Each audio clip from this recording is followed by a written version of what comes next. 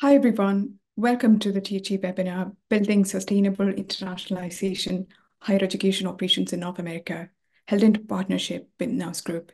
My name is Ritu Sajeev. I'm the Deputy Editor for Branded Content at THE.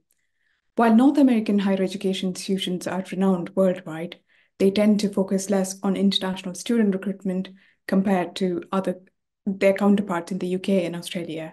The shifting landscape of domestic enrollment, alongside the growing demand from international students, prompt North American institutions to enhance their international recruitment efforts.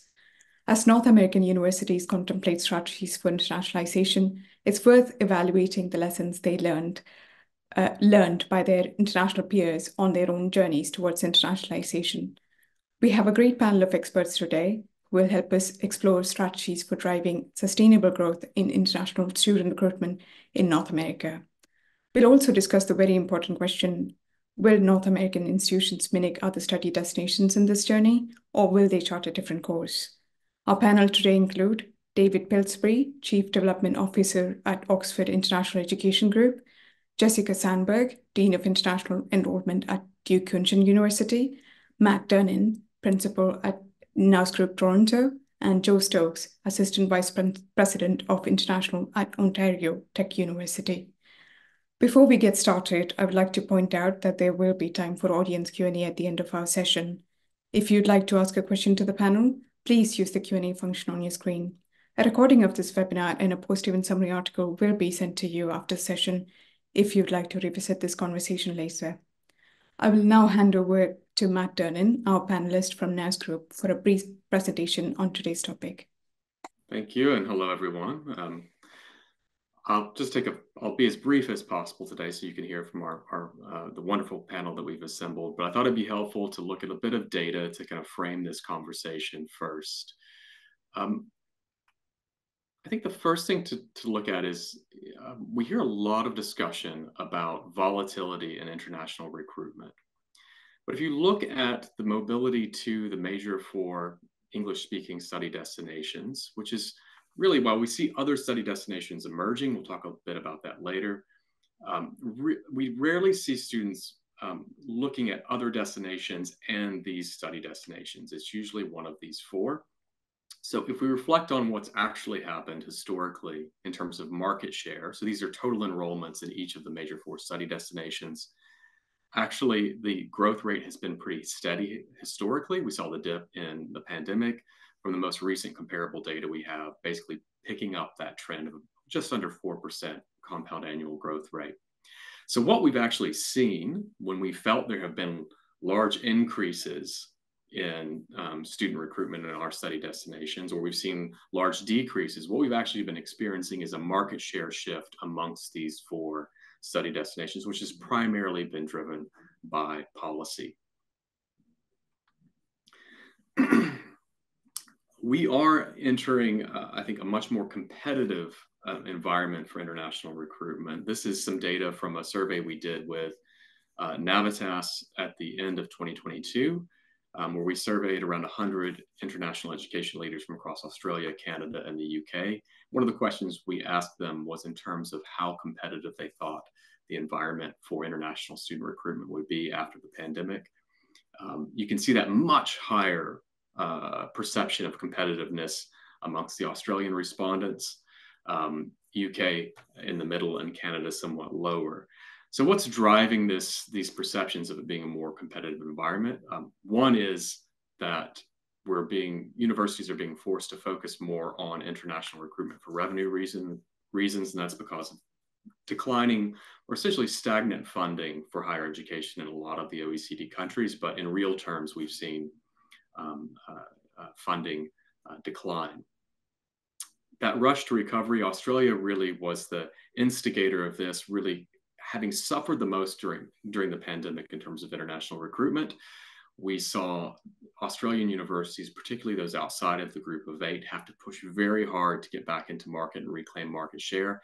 They did this through very aggressive discounting strategies in many cases that have, in the most part, have persisted since the pandemic, and this kind of propensity to discount has then transferred to the UK and other destinations as well.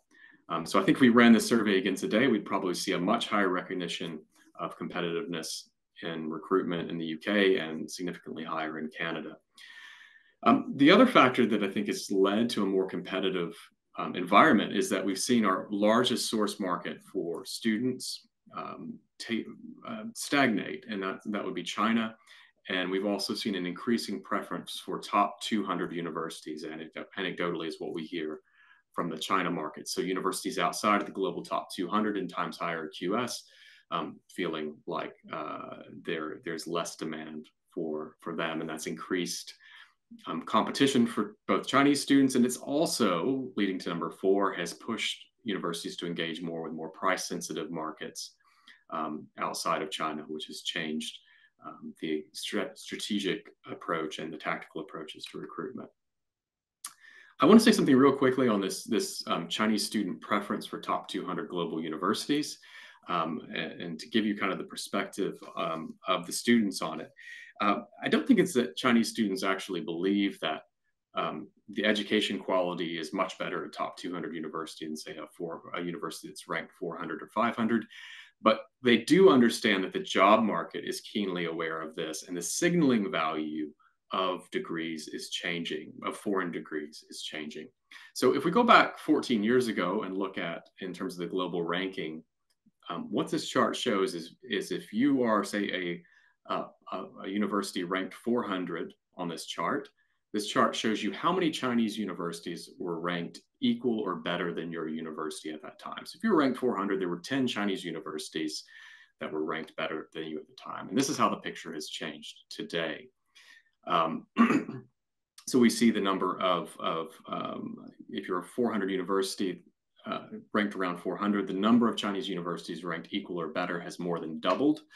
And there's also been an awareness of Chinese universities that are ranked further down, because we have all of the global ranking systems have expanded their coverage, creeping out from 400, 500 now outside of the top 1,000.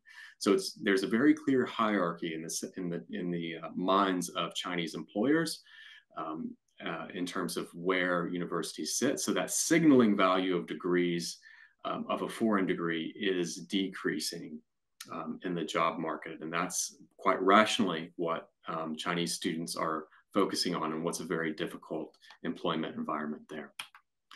The other big change in the China market has been this shift away from looking at the West as the presumptive study destination or study destinations. This is data from New Oriental, the big education agent in China. They survey around 10,000 parents and students every year. And what we can see is progressively since the pandemic, we've seen parents and students less likely to consider the traditional study destinations, and more shifting attention towards Hong Kong, Japan, Singapore, regional study destinations. And that seems to be holding up even as we move past the pandemic. Not a massive change in terms of where preference lies, but it is still nonetheless substantial. In my reflection, working across, in my role at Nous and previously at the British Council, I've worked across the study destinations. I've worked with Australian, UK, Canadian, and US universities on international recruitment. The big difference I've seen from North America and their peers has been the extent to which they engage with private providers, particularly on the use of agents. We've seen that North American universities, US in particular, much more less likely to use education agents. The uptake of that is much higher in the UK and Australia. But beyond the traditional education agents, we see a lot of use of private providers across different parts of international recruitment. And this is from a report that Nous did with Oxford International, which David Pillsbury is a representative of on the panel today. We did this about 2 years ago, I believe, David. But what we found is this study of UK universities and their use of private providers, really high levels of engagement with pathway providers, with digital marketing and lead generation firms, agent aggregators, local reps, really high levels of engagement there. A mixed story in terms of the levels of satisfaction, really high levels of satisfaction with the traditional providers that they'd had a lot of engagement with, like pathway providers, offshore academic delivery, which is supporting transnational education, and the local representation services. Agent aggregators, interestingly, a relatively mediocre level of satisfaction.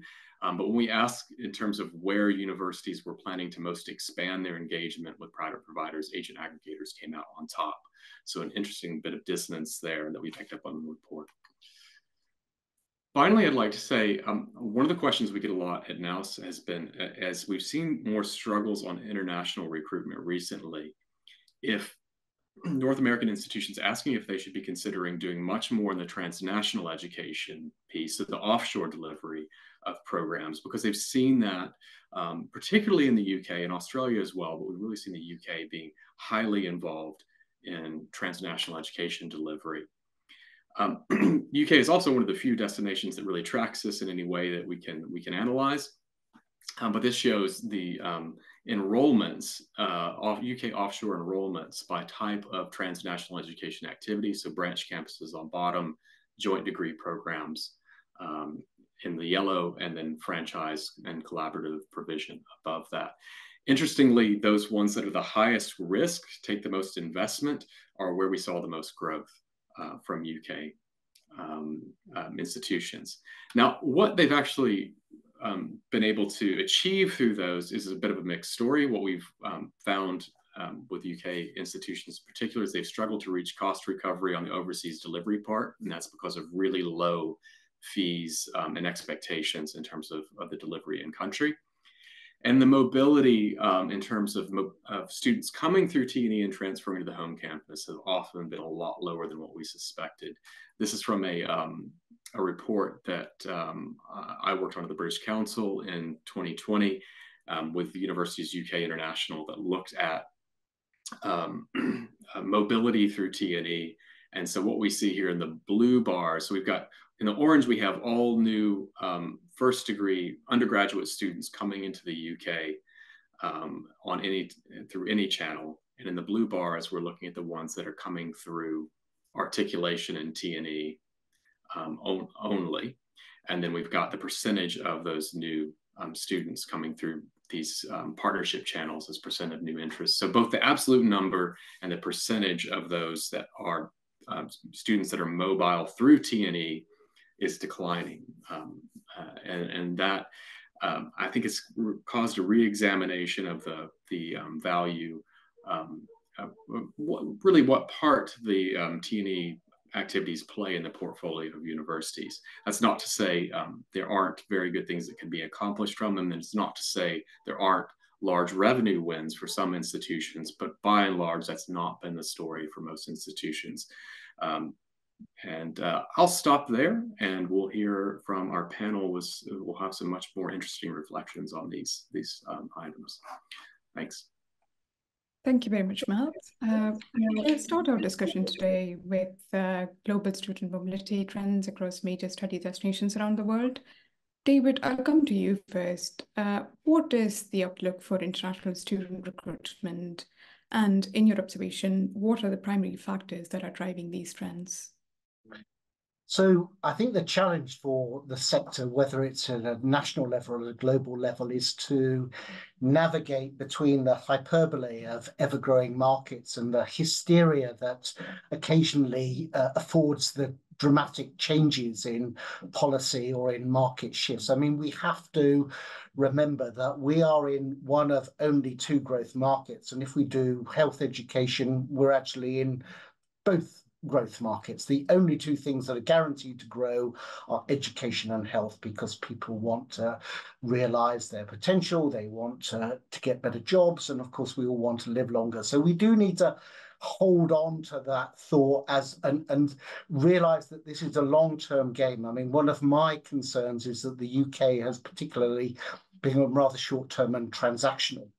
So, and I guess the response to managing the volatility that we are seeing in markets, particularly at the moment, is to diversify and to become more sophisticated and to become more insightful and to get more data and expertise. And I think what Matt has identified is that sadly, we do not have data about current performance in a form that allows us to plan effectively. We don't have enough data and it's not very timely data. So we have companies like study portals and IDP that will provide you course search information, but one of the challenges we have is that student behaviors are changing. They are looking at many more different destinations. So their searches are much broader than was the case once. In fact, many now are making multiple visa applications. So we can't even look at visa application. And the sectors globally have to get a grip of this absence of data. There is no other industry I can think of where we would have such a paucity of data, and yet it would be of such size and of such significance. Certainly in the UK, we're currently looking at trying to deal with all of the challenges we have with data that's 18 months out of date.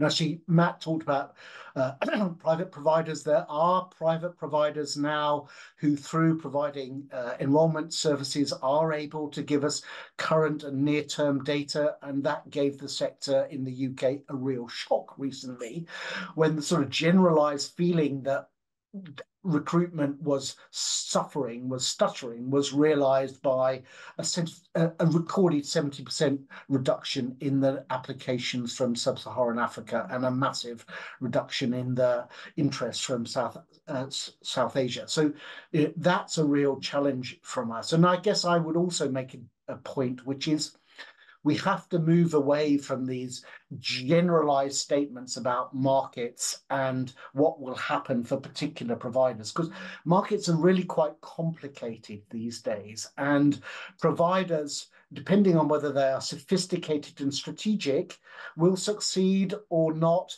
depending on whether markets are growing or not. Okay, yes, once upon a time, a rising tide lifted all boats. Now we see superficially similar institutions having radically different outcomes, dependent on whether they've got their head screwed on quite simply. So a couple of points I would make is that traditional markets are eroding. Everybody is looking at everything. So you cannot rely on the fact that, as you could have done once upon a time, that there was a segment that you could go at given the sort of institution that you were at. Okay. I mentioned earlier that students are hedging their bets. So whereas once upon a time they applied to multiple universities in a particular jurisdiction, now they're applying in multiple jurisdictions because they are looking for certainty that they can continue their learning journey. And when there's such policy flux, they're simply looking at, yes, I might aim to go to America, but if I can't go to America, I'll plan to go to Australia or I'll go to the UK. So we have to treat the data about application and visa granting with some considerable care.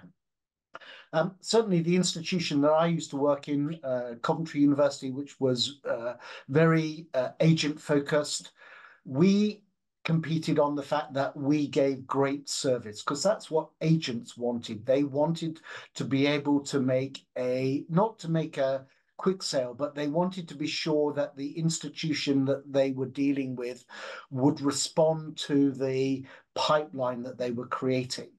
So I think we do have to recognize that as we increasingly move into an era of agent-based recruitment, the service that universities provide to agents is going to be increasingly important. Employability continues to be of growing concern. As Matt said, there's an interesting mix of dynamics there between those institutions that offer employability through brand, top 200, and those that offer employability through vocationally orientated programs, accreditations, and close working with employers. And either route will be a pathway to success. You don't want to be stuck in the middle. And then, of course, cost is an increasing consideration, not just the cost of fees, which we all focus on, but actually it's the lifetime cost.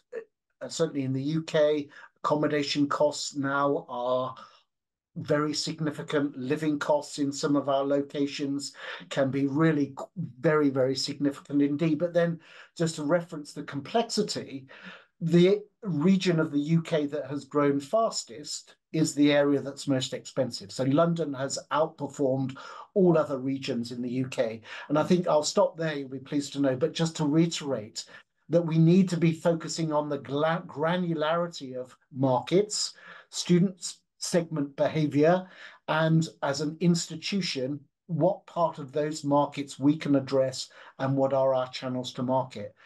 If you get that right, you will grow even in a declining market. Thank you, David. We will, of course, talk about some of these factors in more detail later on in our discussion. But for now, another important question is, will these trends continue? Will the recent growth in international mobility continue, or will the momentum fade? Joe, could I get your thoughts on this? Yeah, I think mobility is going to continue. It's just going to shift.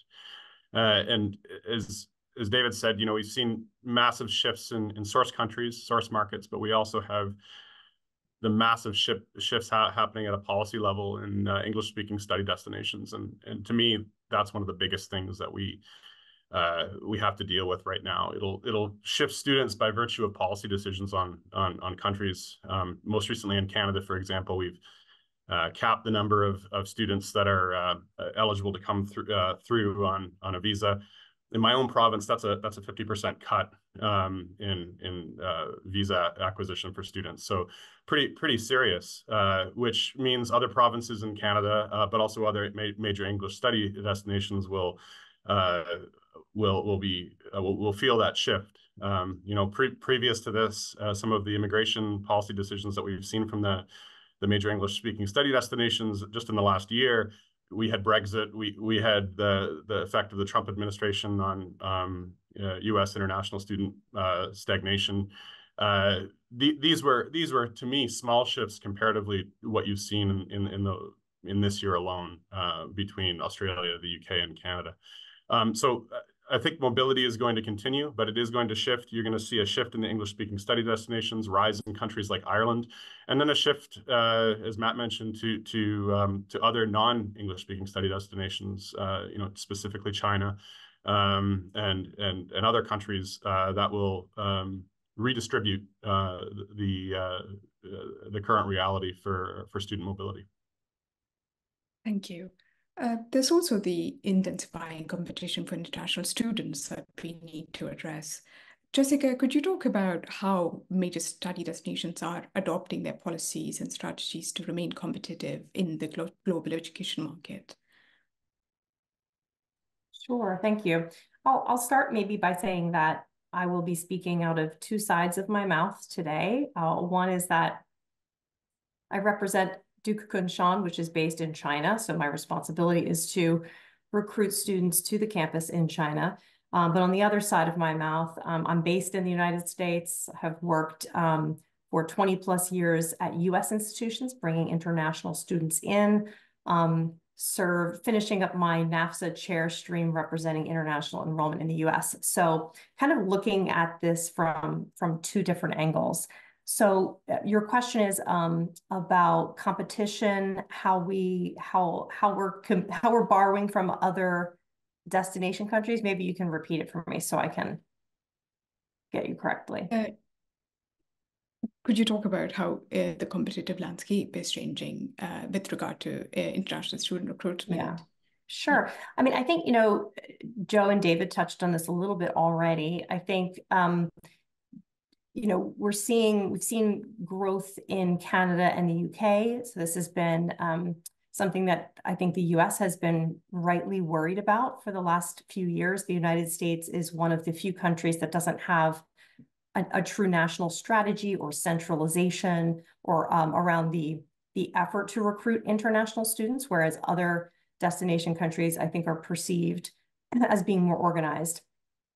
But as Joe mentioned, we are seeing recently policy controls that are putting caps on some of that growth, and the US may benefit from some of those restrictions in the future. Much has been made of the shift in student mobility, which I think is important. I think also there are domestic issues at play for the United States in particular. The enrollment cliff is something that is looming. So we know that there is going to be increased capacity across the US, though that's going to be likely disproportionate. Top 100 universities are seeing an increased demand on enrollment, whereas institutions towards the bottom are really struggling to fill seats.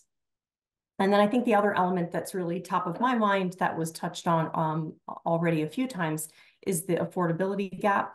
As the shifting demographics with student enrollment come into play, the gap between higher education institutions with capacity for enrollment versus the students that are very eager to fill those seats, the cost gap is growing. And so how we meet that, I think, is going to be a major factor in the institutions and regions that are successful and those that are not. So I'll stop there because I think we intend to go into that in more detail later.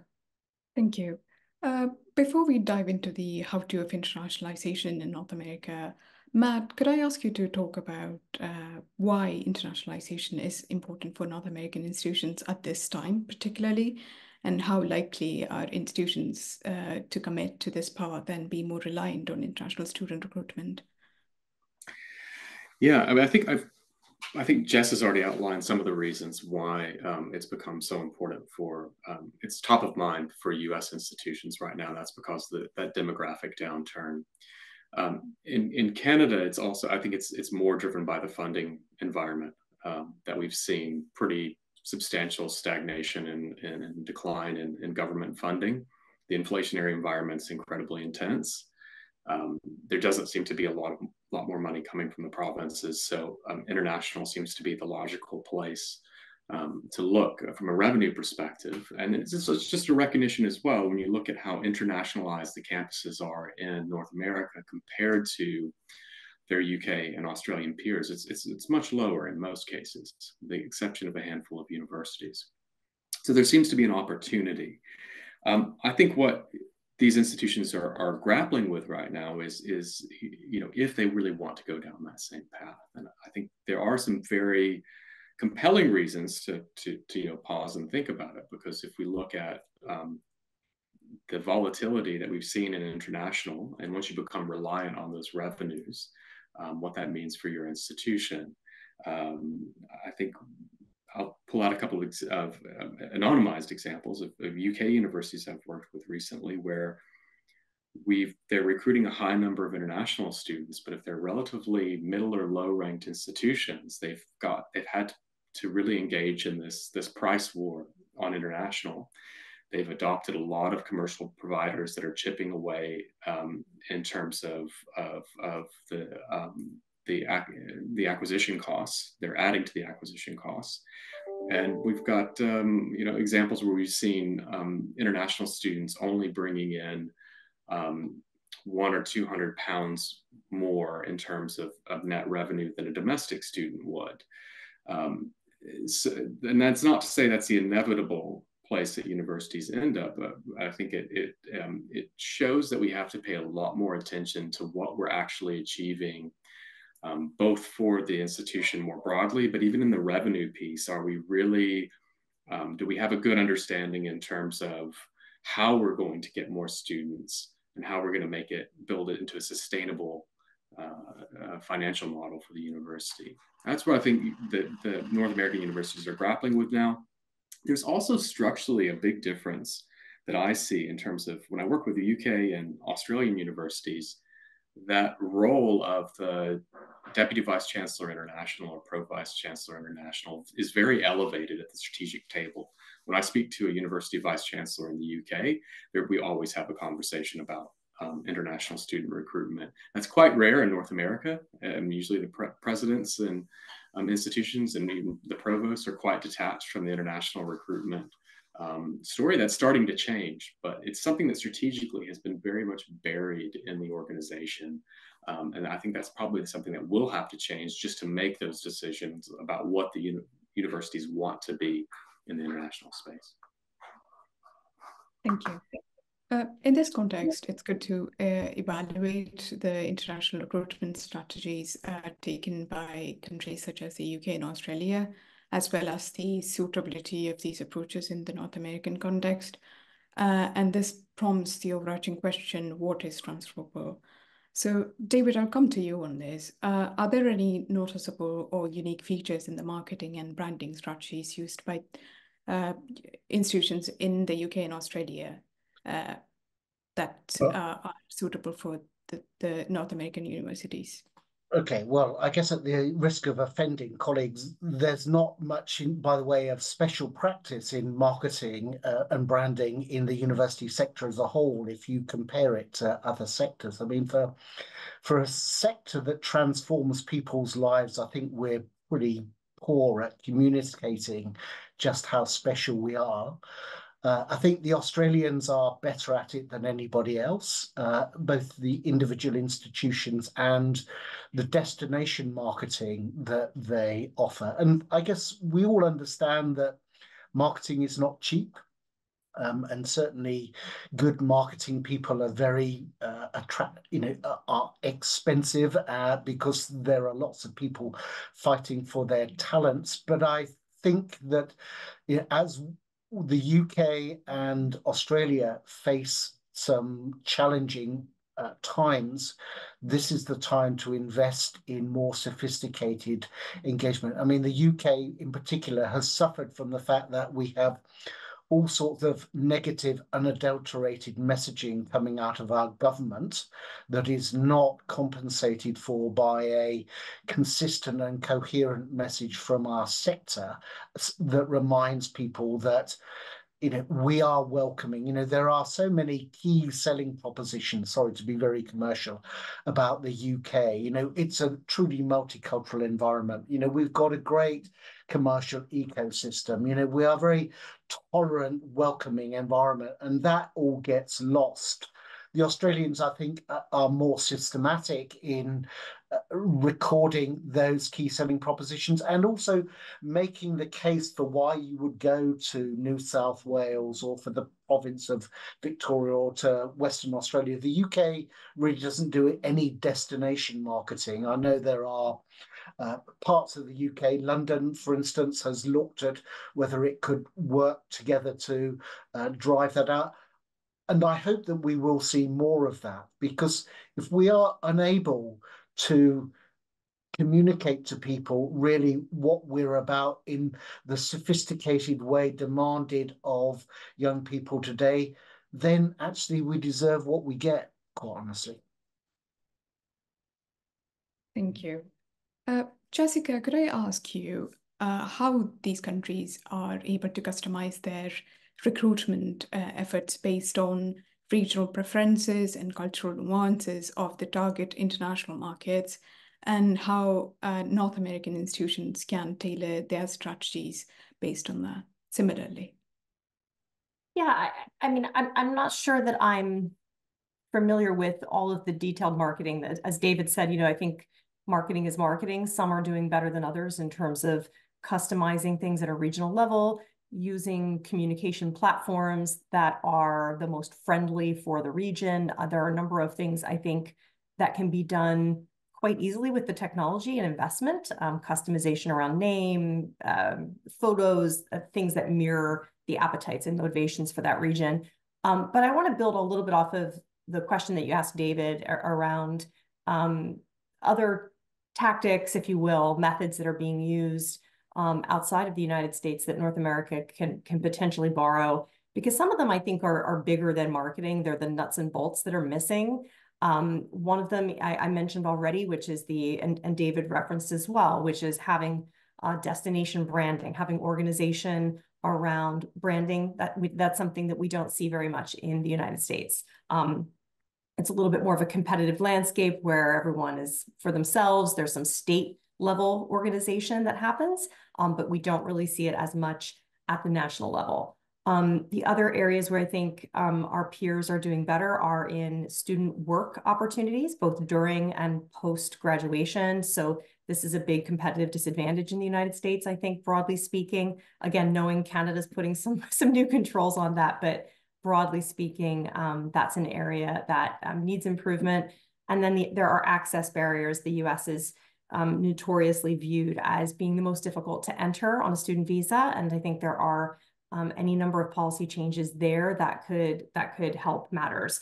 The last point I would mention in terms of comparison is, again, someone mentioned it somewhere along the way here. I think might have been Matt. I think I see quite a lot among my American peers that there is still a distaste for working with commercial partners. And I think that holds us back. And that's not just agents. It's, yes, pathways have sort of infiltrated the US to a degree, but it's in-country offices, it's working with outside firms. When you compare that with Australia, which I think is very visible about, here are the agents we use, these are the ways that they have been vetted, here are the pathways to go in via an agent. I think institutions in the US that use agents at all sort of keep them in the back room as their dirty little secret, so that the lack of visibility and the lack of transparency, I think, only contributes to those problematic actors that some of my colleagues are so concerned about. So I do think that's an area that we could be borrowing more from, having best practices in place, having more transparency and structure around how we engage with private actors, so that it is all visible and above board. Yeah. So maybe I could add to that. I think the problem is that people are concerned that by engaging with private providers, they become businesses.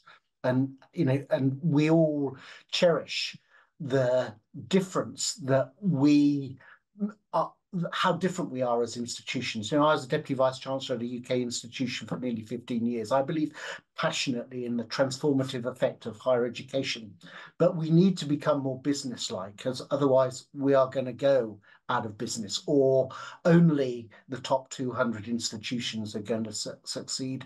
And I think, the sector could do with more examples of private providers, such as the one I represent, who actually we reflect the same values and vision as yourselves. Okay, we are not an alien species. And actually, if there was more enthusiasm to engage, I think we could work together to establish partnerships and perhaps reassure people that, yes, we make a profit, but actually universities want to make a surplus, because we're all interested in growing our operations. We're not fundamentally different. If we were that alien species, we'd be selling insurance or in merchant banking. So I'd like to think that we could go on that journey together, because actually there's only two ways forwards. You can either buy it or you can build it. And if you build it, that's really expensive. And it's a lot of sunk cost. And the people who can make what you've built work are few and far between. Actually, there's a lot to be said for focusing on your core business, because yes, you can do anything, but you can't do everything. So, give those things at the margin to other people to do, would be my suggestion. Thank you. Matt, could I also ask you to weigh in on this? Regarding commercial partnerships, what is the way forward for North American institutions, and how will their relationship with commercial partners evolve? Well, I think immediately we've seen a lot been forced into reconsidering their positions on these relationships very rapidly. I do think there's probably an opportunity to, and what we hope this webinar will provide today is an opportunity for universities to discuss and kind of consider what the options are and what the performance has been in other locations. The report that David and I worked on together, I think what we found is that there are some very good examples of how universities have gotten very good performance and value out of engagement with private providers. The problem is the landscape is so large and very difficult to navigate for universities, particularly if they don't have that experience. We even saw that in the UK, that's much more accustomed to dealing with private providers, that there's just a lot of confusion amongst the leadership team about who could be trusted, who could deliver the performance that they were promising. And I do think that's a skill set that's going to have to evolve, not just in North America, but across the board in terms of understanding and managing these private provider relationships. So I think that North American institutions, with some exceptions, are earlier on that journey. But I think they would be wise to take a hard look at the lessons that have been learned in the other study destinations as they start to consider their options. But Thank you.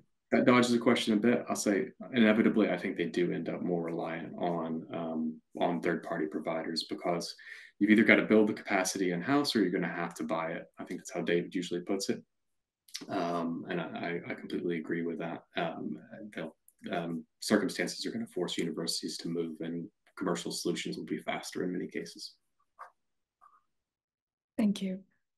Joe, could you perhaps share your perspectives on the main barriers that North American universities face in their journey towards internationalization?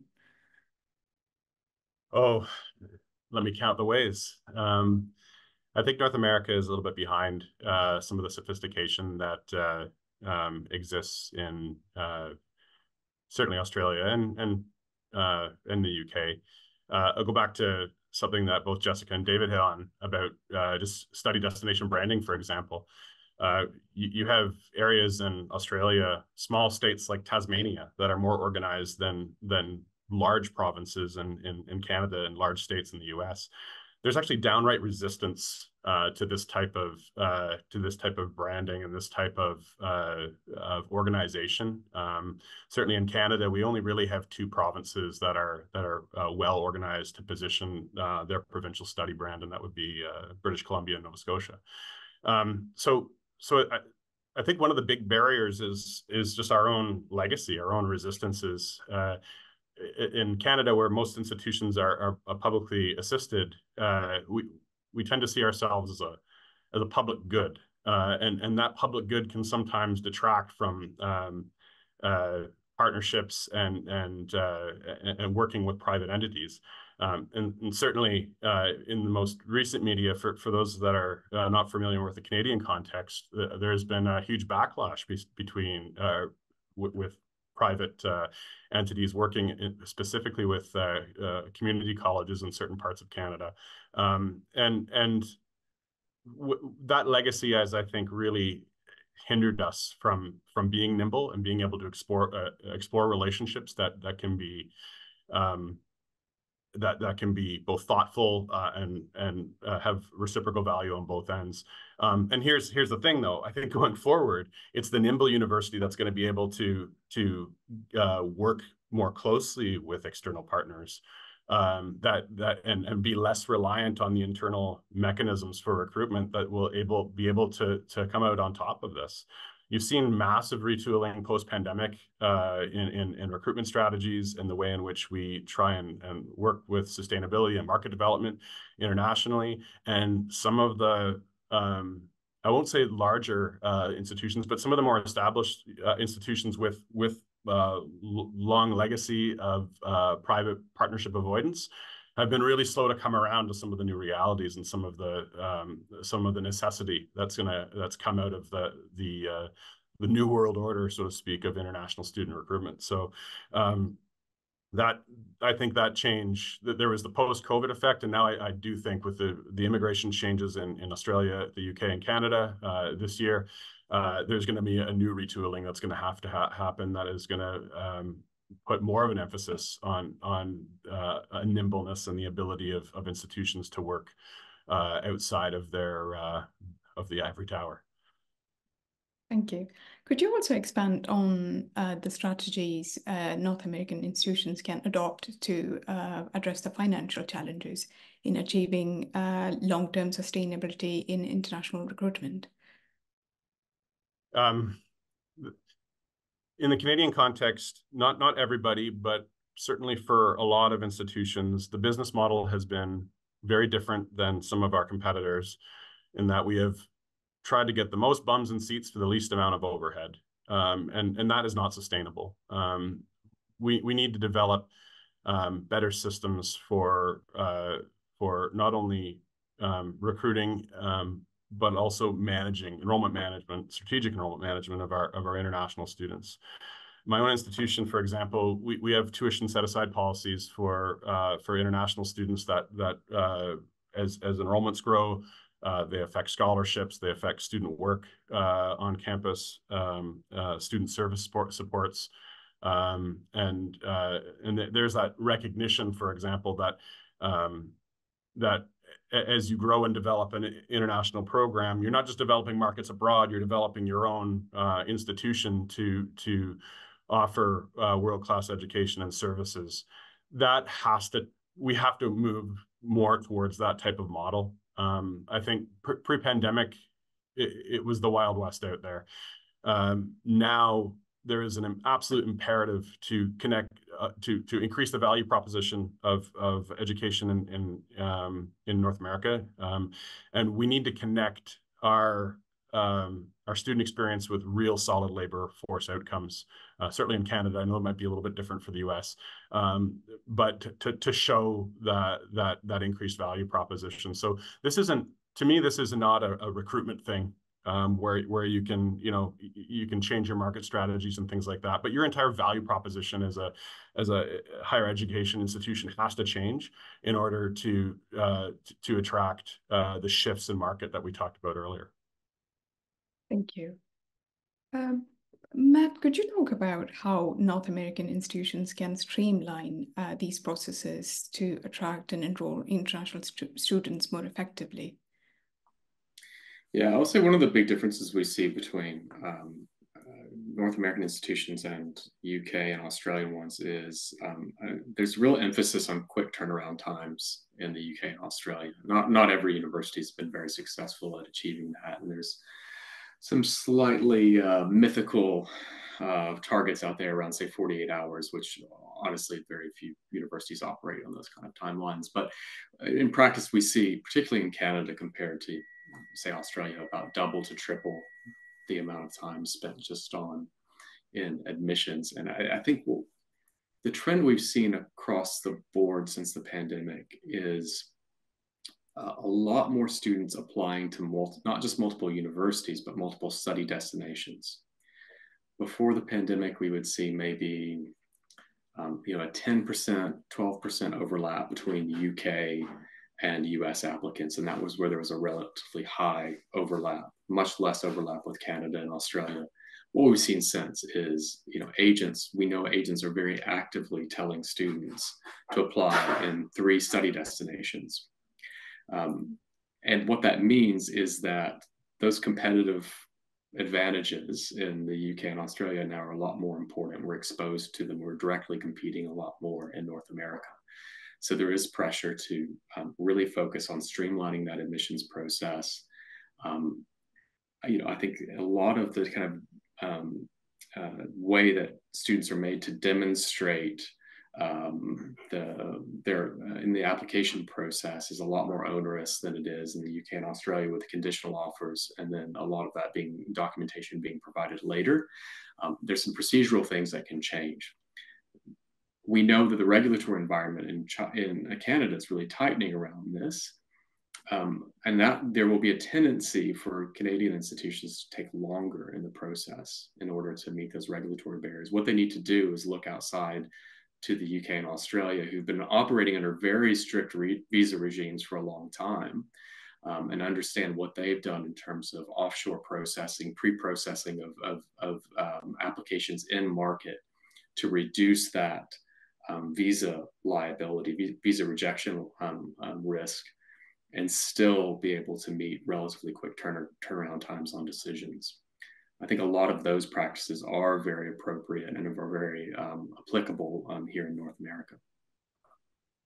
Thank you. On that note, I'll ask a question from the Q&A chat. How do you think Canada might benefit if education was federally regulated? Joe, would you like to chime in here? That will never happen. But let's maybe talk about the challenges with Canada being basically, a dozen different jurisdictions. In Canada, education is under the purview of the province. Yet immigration, for example, is under the purview of the federal government. So our recent immigration controls have been put in place for international students have affected individual provinces differently. I mentioned before that my province of Ontario, which is one of the largest study destinations in the world, will take a 50% cut in new international students in the coming year. Other provinces will actually see increases based on the way in which the federal government has rolled out that immigration strategy. Yet it's the provinces that will take the study permit caps that they'll be given, and they will be responsible for rolling those out across institutions. So it makes it more complex. Where you see somewhere like Australia that has a national strategy, they also have a higher education system that is federally run. Whereas in Canada, we have this extra layer, and it makes it there's an element of cooperation that happens through provinces, but it also makes an incredibly huge vacuum in our ability to what David mentioned earlier, to find reliable data, to work across channels on provincial channels on a national brand, which in Canada has only really recently come about in the last decade. Because of that, I think that structural issue that we have with the separation of the federal immigration responsibility and the provincial education responsibility, we have a very fragmented approach, and it's very complex. Just consider being even an agent partner, to put this in a really simple example of how complex it is to understand the Canadian context, because every single province is different in some respect. So could we be advantaged if we had a federal control? Yeah, perhaps. I don't think it will ever happen, but certainly we have extra challenges in Canada with provincial control over education, and it behooves us to work together across provinces, something that not only have we not done well, but there's been an actual reluctance to do. Thank you. Coming back to the topic of challenges and barriers, since the transition to virtual recruitment platforms and online engagement initiatives, how can institutions in North America assess the quality of digital recruitment systems, and what challenges do they face in maintaining efficiency and quality? Jessica, could I come to you on this? Did I understand you correctly that you're asking about the challenges associated with like online learning and new modalities of learning? I'm asking specifically about virtual recruitment platforms and online engagement initiatives. Yeah. So I think, yeah, what can I say about this? I think my sense briefly is that the appetite for virtual engagement has been fairly well saturated during the pandemic. I think my institution, like many others, were all forced to do virtual engagement with our students, whether that was over Zoom, email, virtual campus tours, those types of things, virtual campus fairs as well. And I think there was some excitement initially about the power of reaching students from all corners of the globe and the long-term potential of developing new pipelines. But I think we've all seen that the appetite has fallen off among students pretty quickly, and the demand for in-person engagement, to me, seems as ferocious as it ever was. And so the tools that we have are valuable in terms of, I don't know, on the margins, like closing the gap with students, being able to jump in. But I still think that the importance of going in country, whether directly or through a representative or third party, are critical for building and maintaining recruitment pipelines.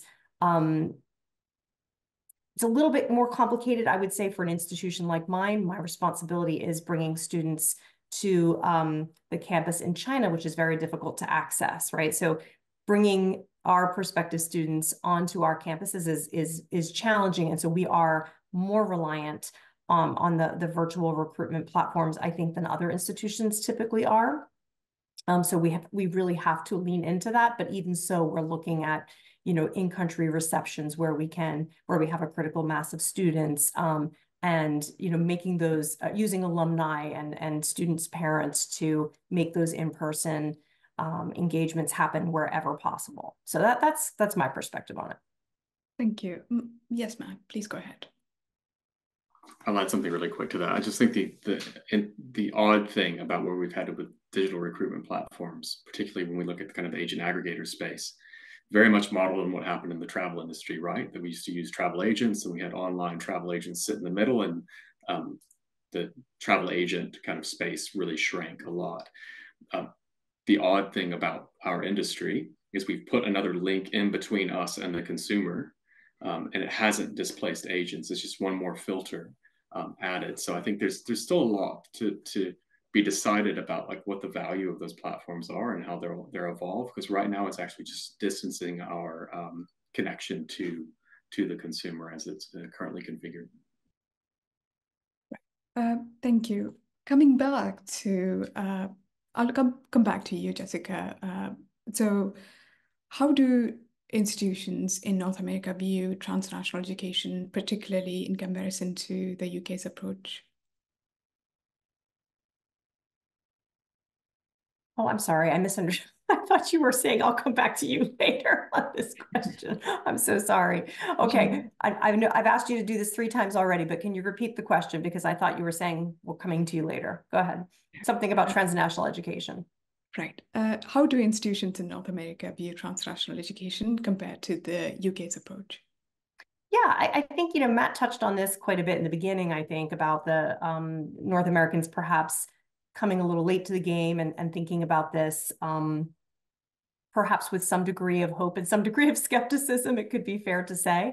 I think that, there's a variety of ways that US institutions or North American institutions have looked at transnational education. The simplest one in my mind that's been common for a while is having an in-country representative or perhaps a full in-country office, I think has been a fairly common way to set up this kind of arrangement, perhaps not for education delivery, but at least for the recruitment aspect.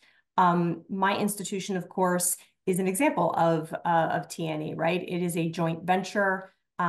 Duke University partnered with Wuhan University in China to create this institution, and I think that's a different breed, a different animal from the traditional branch campus. So perhaps a little bit less of a colonial outpost and more of a blended model.